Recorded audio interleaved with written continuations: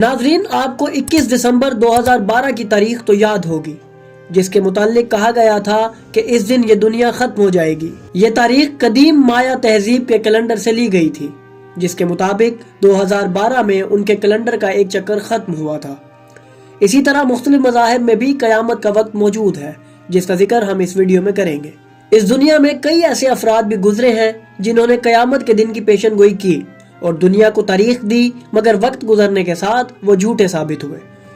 19वीं सदी में एक अमरीकी शख्स विलियम मिलर ने 22 अक्टूबर 1844 को हजरत ईसा अलैहिस्सलाम के आने की तारीख दी, लेकिन जब कुछ भी ना हुआ तो उसे द ग्रेट डिसअपॉइंटमेंट का नाम दिया गया।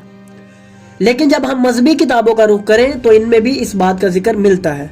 नाज़रीन, मत्ती की अंजील के बाब 36 में लिखा है, लेकिन उस दौर और उस घड़ी को बाप के सिवा कोई नहीं जानता, ना आसमान के फरिश्ते और ना ही बेटा।